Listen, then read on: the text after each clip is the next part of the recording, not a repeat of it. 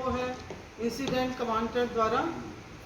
1747 चालान काटे गए हैं और नगर निगम द्वारा 3588 चालान काटे गए हैं। आज राशि रुपये 25 लाख की राशि को जवाहरलाल नेहरू चिकित्सालय अजमेर को जारी करने का निर्णय लिया गया है। अब जो 25 लाख है वो JLN अस्पताल है, जवाहरलाल नेहरू अस्पताल है, वहाँ पर दिए जाएंगे ये ऑक्सीजन कंसंट्रेटर खरीदने के लिए। और 15 लाख जो है जो हमारे जो पार्षद हैं और जो उनके रिश्तेदार हैं उनको ऑक्सीजन की बहुत कमी रहती है और जैसे उनको सिलेंडर नहीं मिल पाते हैं, कई बार बहुत भटकते हैं पार्षद, तो उनके लिए हमने ये 15 लाख के ये जो कंसंट्रेटर है ये अलग से ख़रीद रहे हैं, तो ताकि हमारे जो पार्षदगण हैं इनको कोई परेशानी ना हो। और इसके लिए हम कमेटी बनाएंगे तो उनकी देखरेख में ये सारे कार्य किए जाएंगे। और वार्डों में इस तरह की व्यवस्था अपनी ओर से कराई जाए, ये निगम कर रहा है मांग किस तरह से कि इस वैक्सीन की जो कमी हो रही है उसको पूरी की जाए। राज्य सरकार से भी कहा जा रहा है कि आप ये करवाएं जल्द से जल्द उपलब्ध। अजमेर लगातार इस कोरोना महामारी की लड़ाई को प्रशासन के साथ और जनता के साथ मिलकर के कंधे से कंधा मिला करके और अपने पार्षदों के साथ मिलकर के इस लड़ाई को लड़ रहा है। और इस लड़ाई को जीतने के लिए, क्योंकि कोरोना हारेगा तभी देश जीतेगा, इस लड़ाई को जीतने के लिए जो भी साधन संसाधन जो आवश्यकता और हमारे जो कोरोना वॉरियर्स है, क्योंकि सफाई एक बड़ा इशू है और इस कोरोना महामारी में जिस प्रकार लगातार मृत्यु हमारे यहाँ काल कलवित होते जा रहे कोरोना पीड़ित, उनको उनके बॉडी बर्निंग से लेकर के सैनिटाइजेशन करने से लेकर मास्क वितरण से लेकर सब काम नगर निगम कर रहा है। ध्यान में आता है कि 80 के 80 वार्ड में नगर निगम लगातार सैनिटाइज कर रहा है। जितने हमारे मोक्ष धाम है उन पे सुबह शाम सैनिटाइज हो रहा है और जो ऐसे पब्लिक प्लेस है जहाँ पर जनता का ज़्यादा आवागमन है उनका सैनिटाइजेशन नगर निगम द्वारा कराया जा रहा है। ऐसी जैसे ध्यान में आया कि अजमेर में ऑक्सीजन की कमी के कारण से, ऑक्सीजन उपलब्ध नहीं होने के कारण से हमारे हॉस्पिटल्स जो कि प्राइवेट हॉस्पिटल्स भी है और हमारा JLN हॉस्पिटल, उसमें बेड पूरे होने के कारण से लोगों को अपने घर पर ही इस कोरोना का ट्रीटमेंट करवाना पड़ रहा है और उसमें भी ऑक्सीजन की बहुत ज़्यादा ज़रूरत उनको पड़ रही है। ऐसी स्थिति में उससे लड़ने के लिए प्रशासन को संसाधनों की लगातार आवश्यकता पड़ रही है। नया ऑक्सीजन प्लांट बन रहा है। वैसे नगर निगम अजमेर ने आज हमारी महापौर महोदय ने हमारे जितने पार्षद साथी हैं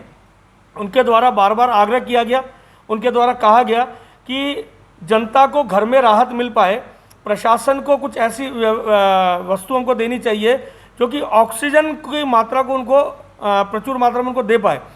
तो नगर निगम में हमारे महापौर महोदय ने यह तय किया है कि 25 लाख रुपए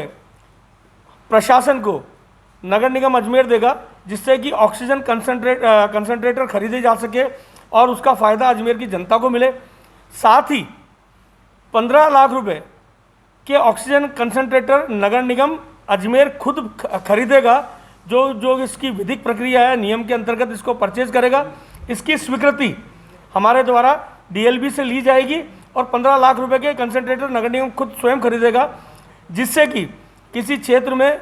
पार्षद के जो हमारे वार्ड है, हमारे अजमेर के निवासी हैं, कहीं से भी रिक्वायरमेंट आती है, आवश्यकता लगता है कि उस व्यक्ति को ऑक्सीजन की मात्रा कम होने के कारण से कंसंट्रेटर की ज़रूरत है, तो हमारे पार्षदों की अनुशंसा पे, हमारे निगम के अधिकारियों की अनुशंसा पे, वहाँ की आवश्यकता को देखते हुए जब तक उसको ज़रूरत है 3 दिन 4 दिन 5 दिन वो कंसंट्रेटर उपलब्ध नगर निगम करवाएगा।